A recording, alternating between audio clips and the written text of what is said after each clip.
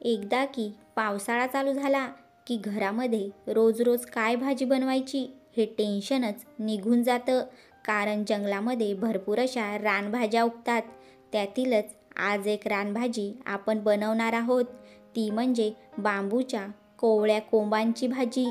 ही भाजी जेवढी खायला छान लागते तेवढीच सहजपणे बनून तयार होते. तर चला वेळ न घालवता ही रेसिपी पटकन चालू करूया. त्याआधी तुम्ही या चॅनलवरती पहिल्यांदाच आले असाल तर नक्की या चॅनलला सबस्क्राईब करा. मी इथे बांबूचे कवळे कोंब कापून घेतलेले आहेत. अशा प्रकारे एकदम पातळ असे बांबूचे कोंब कापून घ्यायचे आहेत आणि 2-3 पाण्यात स्वच्छ धुवून घ्यायचे. आमच्याकडे या बांबूच्या कवळ्या कोंबांना शिंद असे बोलतात. तुमच्याकडे काय बोलतात हे नक्की कमेंट करून सांगा. आता याच्यामध्ये पाणी घालून घ्यायचं आहे. हे शिंद बुडतील एवढं याच्यामध्ये पाणी घालून घेतलं आणि गॅसवरती 30 ते 40 मिनटं शिंद चांगले शिजवून घ्यायचे. या पद्धतीने जर तुम्ही बांबूच्या कोवळ्या कोंबांची भाजी बनवली तर भाजी चवीला खूपच अशी छान लागते. तर आता 30 ते 40 मिनटं झालेले आहेत.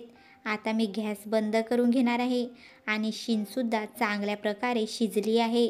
तुम्ही बघू शकता शिंद चांगली शिजवून घेतलेली आहे.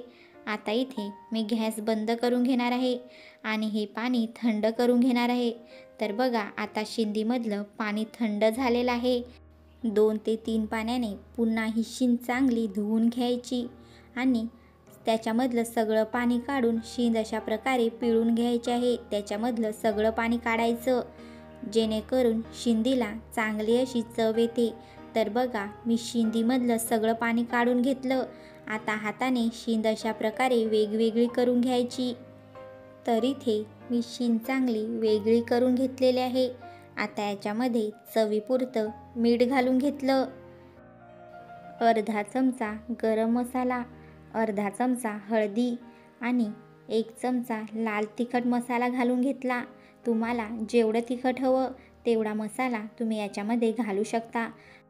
हा मसाला शिंदीमध्ये एकजीव होईपर्यंत मिक्स करून घेतला. तुम्ही बघू शकता सगळा मसाला शिंदीमध्ये मिक्स करून घेतलेला आहे. आता आपण फोडणीची तयारी करूया. त्यासाठी गॅसवरती एक कढई ठेवून घेतली. त्याच्यामध्ये तेल ओतून घेतलं. तेल चांगलं कडकडीत असं गरम झालेलं आहे.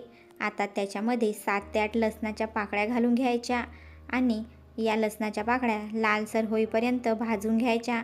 आता याच्यामध्ये 2 कांदे बारीक चिरून घातले आणि कांदासुद्धा लालसर होईपर्यंत तेलामध्ये परतवून घ्यायचा आहे.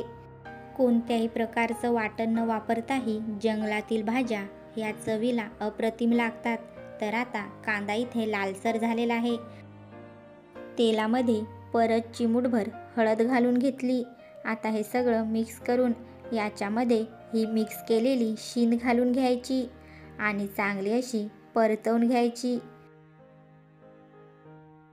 5 मिनटं ही शिंद पाणी न घालता अशीच तेलावरती परतवून घ्यायची आहे. आता याच्यावरती 2 मिनटासाठी झाकण ठेवून वाफवून घेऊया. तर आता 2 मिनटं झाले आहेत. मी इथे झाकण काढून घेतलं आणि शिंदीची भाजी बनून तयार झालेली आहे. तर तुम्हाला कशी वाटली ही रेसिपी नक्की मला कमेंट करून सांगा. आणि जर तुम्हाला माझी ही रेसिपी आवडली तर नक्की माझ्या चॅनलला सबस्क्राईब करा आणि बेल आयकन दाबायला विसरू नका. आणि या पद्धतीने तुम्ही नक्की एकदा शिंदीची भाजी बनवून खाऊन बघा. तुम्हाला नक्कीच आवडेल. तांदळाच्या भाकरीसोबत तर ही भाजी अगदी अप्रतिम अशी लागते.